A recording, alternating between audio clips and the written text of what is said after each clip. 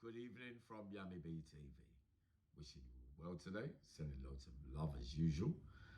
Before I get into the video, I'd be interested to hear some of your thoughts, especially my Leeds followers, about our current situation. And, it's looking a bit grim and the writing looks like it's on the wall and it's only the middle of March. And I'm starting to worry now, especially after recent dreadful performances against Villa and Tottenham as well, where we didn't really have anything to say whatsoever. So I'd be interested to hear what you lot have to say to me about that. But today's subject is going to be a sensitive one, and it's going to involve what it feels like to be let down, whether we have been let down or felt let down, even with difference in that to some degree. But from the criminal perspective, there's nothing worse than trusting someone you're working with, grafting with closely, and it ends up that they're not that trustworthy at all. Now, going way back, right, we're going to go back to the year 2000 when I got nicked for the armed siege and I ended up in Wimbledon police station by the flying squad. On walking through into the police station, I recognised a body behind the sergeant's desk, who I recognised straight away. And he was somebody that I was seeing in a criminal sense around about that time. I didn't look at him because I knew the old trick about, saying hello to someone in the police station. And oh yeah, they said hello to each other, so they must have known each other. That one was, I'm a bit too old in the tooth to try that one on, so I didn't even look at him. I just turned the other way, kind of thing. So it works out that he's been nicked. I've been doing a couple of things with him towards the end of those 5 months I was out during those months in 2000, right? So just before the end, I'd done a couple of crimes with him, and he'd got nicked for one of them. Now, they were on the lookout for me for months. They couldn't find me because I was out of London and living out in Surrey somewhere. So his DNA came back on something and I got arrested, or in the end found out that he sent them to where I was, and they came and got me with that armed siege. Now, while I was in the police station, the police kept asking me certain questions. Do I know him? Blah, blah, blah, the normal routine thing. No comment, don't say nothing. They were asking me questions also that I was thinking that only he could have answered, or maybe had led them on to believe or told them, but I couldn't be sure, of course. So in the morning, I got 3 charges. He's got 2. And apparently they want to talk to me about 25 more. But whatever way you look at it, we were appearing at Wimbledon Magistrates together on a Saturday morning, right? So the morning comes, puts in a cell together, round in the magistrates bit, where there's a female side and there's a male side.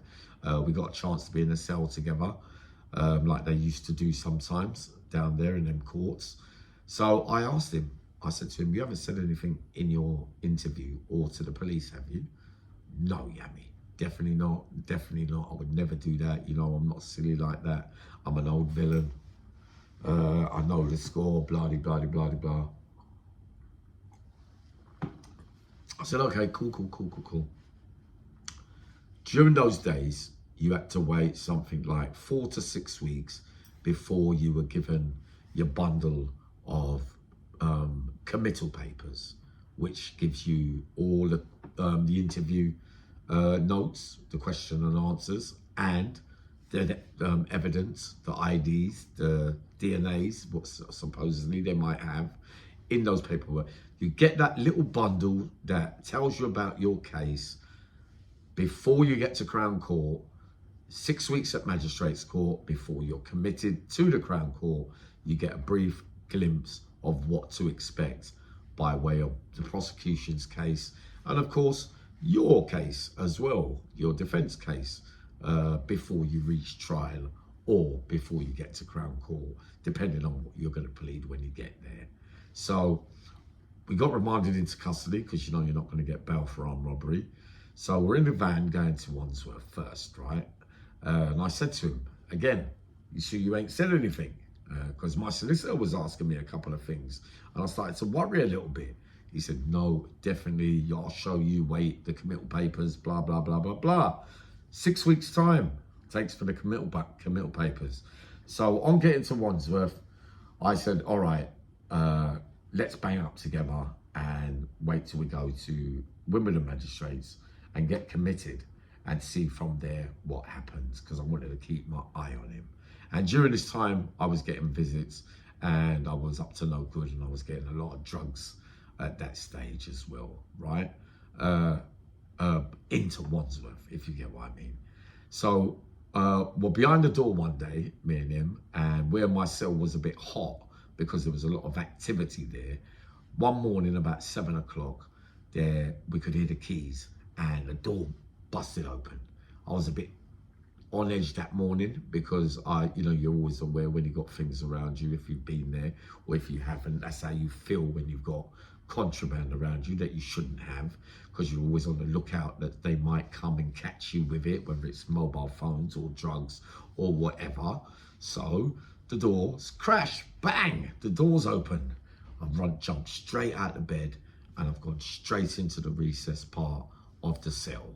And I've done a move like flush the toilet to make it look like that I'd flushed drugs down the toilet. They've said, because when they come through the door, stay where you are, oi, right.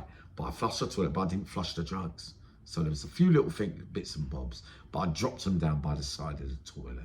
So I came out and they pushed me against the wall, started doing all that. I always flushed it down the toilet. That's what I wanted them to think, right? So they're there with him and he said, right, I want this one searched first, meaning me, and bring him outside. They had a couple of cells to do, I think, during that time of the morning on this day. And so I've kind of not laughing, but, I am trying to make it look like I've got rid of the drugs, but I haven't. The drugs are still lying around. Now, before my cellmates come out of the cell, he's asked me if everything was all right. And I was trying to give him a signal like to say, no, it's not all right. So this screw officer started to grab me up and all that. So I said to myself, nah, I ain't having this, right? First I just started to wrestle with his hands, but I couldn't believe how weak he was, right? He was bigger than me, but I just kind of swiveled him over and I was on top of him on the bottom of the bunk bed. So, and he looked like he was really stuck. He was in real trouble, right? So I don't know whether to start hitting him or just holding him, if you get what I mean, because you're going to get hiding anyway now. My cellmate is outside the door with a couple of screws and he's opening the door and he's saying, you're all right. So I've got this officer in a kind of hold and I'm saying to him, obviously I'm not all right. But instead of him come in and back me and help me, he's shouting out, help to the screws, like to say that I'm the one being assaulted and I need help kind of thing. But obviously on seeing that when they open the door, when they push the door open and they saw it was me on top of him, I just started to throw a couple of punches because I knew what was going to happen next, right? So he's so stupid. From that moment there, I had doubts about him, right? Kenny Kane from South London, or Kenny K, shall we say, was supposed to be one of the was pound for pound at one stage, the strongest powerlifting man. He was 52 kilos and could lift everything. He even went to the World Championships, I think, or the European Championships in Iceland, right? So he was a proper lifter, right? And a man I respected over the years, not after this. Now, so all this has gone on. We both end up down the block, and in the morning we go in front of the governor. I plead not guilty, say I want to solicitor, say I've been assaulted, I had a bruise, and blah, blah, blah, blah, blah. Him the same, he adjourned his thing, and I was a bit surprised. They let us both go back to the same cell. So when we both went back up the stairs, Mr. Stewart, all the regulars were up there, yeah, come this way, Yami, your cell's here, blah, blah, blah. So it was near lunchtime-ish. So when the door opened, the first thing I did when they shut the door was I went to look at the place where I thought I dropped the drugs, right? So, because that's what I was thinking about while I was down there. Turns out it's on the floor in Rizzler's, right? So I'm really happy, but I am disgusted with him. And in my mind, I'm saying to myself, he ain't getting none, not for his performance, right? So, all right, we let that go. Another week or two before court, and I'm still getting worried about the case papers. So the day of judgment comes, and it's the day of the committal where we will get all the court papers. So we get on the sweatbox, and I'm asking him again and again, am I going to see anything or read anything today or find out something unexpected? Please, can you let me know? You shouldn't be having to ask a big man this, especially a man who's done as much time as me. Saying, no, Yami, no. As he come off the sweatbox, I'm hearing a little conversation going on with a female member, group 4 member of staff at the court, where he's asking to go on the female side and not the male side of the magistrate's court where you're housed in the cells. So they put him round that way and I'm round this way. So I'm waiting. Then I get called, and then my solicitors called me and said, look, Yami, it's bad news. Your co-defendant has done this on tape, said things, said that, said this, said that. I've gone, oh no. I started to go through some of the things that not allegedly being said, that were definitely said by him on tape, right? So I'm absolutely livid now. So I'm thinking, when I get back, right, but we're not going to go back to Wandsworth now, because now it's Cat A time, and I know it's going to be Belmarsh. And plus, remember, they want to talk to me about another 25 robberies. This is when I got the 12, 13 years, right? I say 13 years because I had a license to do from the 8-year sentence before I started the 12. So, yeah, so after about half hour or so, after the committal, we've gone upstairs, I'm looking at him in the box. Don't know what to say to him, ain't saying nothing really, ain't into all that attacking in front of staff and all that kind of thing. I said, all right, when we get back to jail, we'll see what's going on. So I've gone downstairs, and then I heard the alarm go. So after about 5 minutes, it all calmed down. I called a lady, warder, and I said, what's happening? She said, oh, your co-defendant just tried to commit suicide round the other side. I said, commit suicide? She said, yeah, he's tried to hang himself or whatever. I thought, oh no. So what he's done basically, he's playing on my heartstrings. He's making it, Yami, I've let you down, I've done all this, I don't want to live no more, blah, blah, blah. It worked, because I didn't want to say nothing to him after that. So anyway, we got on the sweatbox, and we're on our way to Belmarsh, and I ain't saying nothing to him. And there are others at Belmarsh already that know the situation about us, and there'd been talk about it already, that kind of stuff. A few men that I've mentioned on there, they were there at that time. So funny, that day when I got to Belmarsh, Pat Smith was there in reception. So Leon Smith was there. We was all in the cell, all in the big holding cell, and he was sitting over there, my co-D, but I don't really want to get him hurt. Them lot are saying to me, Yami, are you mad? He's got to get battered for that. Can't you see? Look what he's done. I said, yeah, but he can reverse it. He can just say, no, he never, just leave it, forget it, that kind of thing. Still doing that I feel sorry for you thing, right? Listen to this, right? So they put us on different wings. Didn't hear nothing from him again. And then I find out that he's appeared. He's gone up to Crown Court without me and got 8 years, right? Got 8 years, and he had robbery previous. And during this time, remember, I haven't got no robbery previous. So I wasn't on no second strike thing, because I hadn't had no robbery previous to this big bundle that I now had.